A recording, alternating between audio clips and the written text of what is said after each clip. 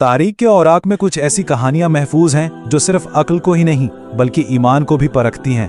آج ہم ایک ایسے ہی عظیم نبی حضرت دانیال علیہ السلام کی داستان جانیں گے جن کی حکمت نے وقت کے طاقتور بادشاہوں کو جھکا دیا اور جن کا ایمان انہیں بھوکے شیروں کے بیچ بھی محفوظ رکھ سکا۔ یہ قصہ ہے قدیم بابل کا، اس دور کا جب وہاں ظالم بادشاہ بخت نصر کی حکومت تھی، اور اسی دور میں ہماری کہانی کا مرکزی کردار بھی موجود تھا، ایک نوجوان یتیم نبی جن کا نام دانیال تھا اور جنہیں اللہ نے غیر معمولی حکمت اور دانائی سے نوازا تھا۔ تو اس تجزیے میں ہم حضرت دانیال کی زندگی کے 4 بڑے امتحانات پر نظر ڈالیں گے۔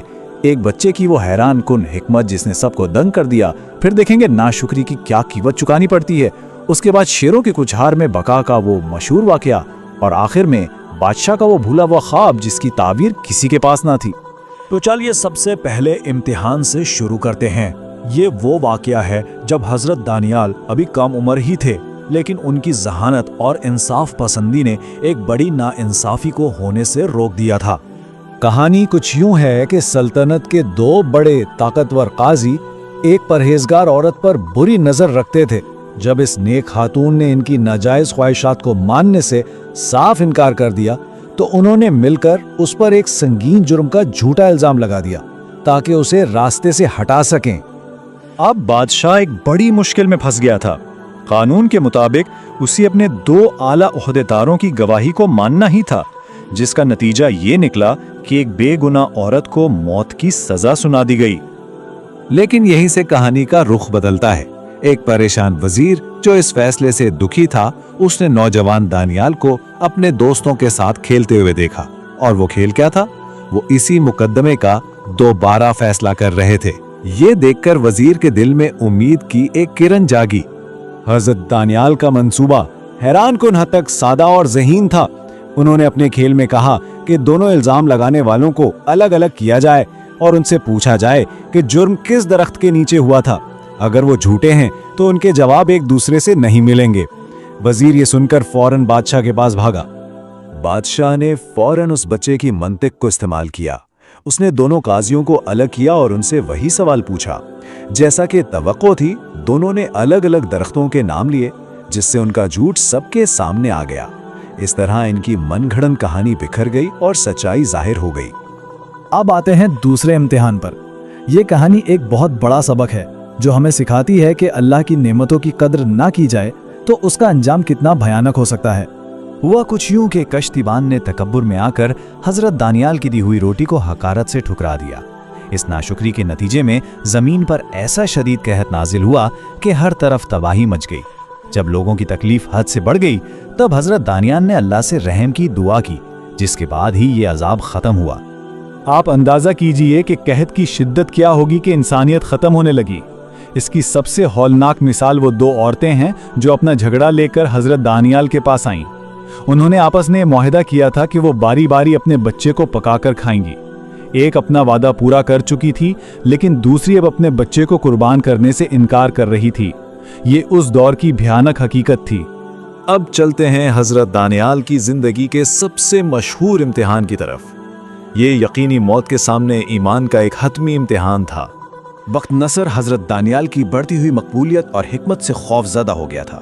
اسے لگا کہ یہ نبی اس کی بادشاہت کے لیے خطرہ ہیں۔ اسی ڈر سے اس نے حضرت دانیال کو ختم کرنے کے لیے گہرے کنویں میں قید کروا دیا۔ لیکن بادشاہ کا ظلم یہیں ختم نہیں ہوا۔ اس نے یہی یقینی بنانے کے لیے کہ حضرت دانیال زندہ نہ بچیں، ایک خونخوار بھوکا شیر بھی اسی کنویں میں پھینکوا دیا تاکہ وہ نبی کو چیر پھاڑ ڈالے۔ اور پھر وہ معجزہ ہوا جس کی کسی کو توقع نہ تھی۔ اللہ کے حکم سے اس شیر نے حضرت دانیال کو کوئی نقصان نہیں پہنچایا، بلکہ وہ ایک پالتو جانور کی طرح ان کے قدموں میں بیٹھ گیا جب وہ عبادت میں مصروف تھے، اور اللہ نے ان کی خوراک کا انتظام بھی کیا، ایک دوسرے نبی کو بھیج کر جو ان تک کھانا اور پانی پہنچاتے رہے۔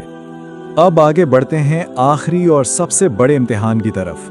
یہ ایک ذہنی اور روحانی چیلنج تھا جس نے پوری سلطنت کے عقل مندوں اور جادوگروں کو خطرے میں ڈال دیا تھا۔ بادشاہ بخت نصر نے ایک دن اپنے تمام نجومیوں اور کاہنوں کو جمع کیا اور ان سے ایک ناممکن مطالبہ کر دیا۔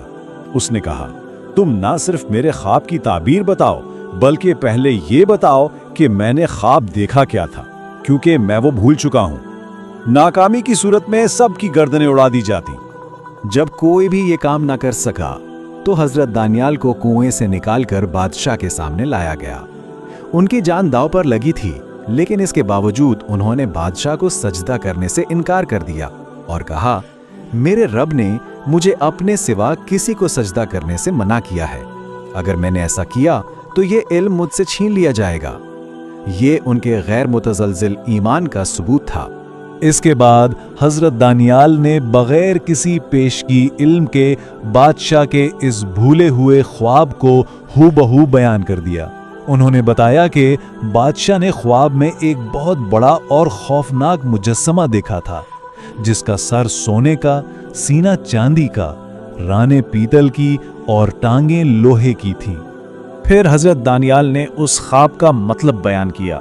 उन्होंने बताया कि मुजस्मे का सोने का सर खुद बख्त नसर की सल्तनत है।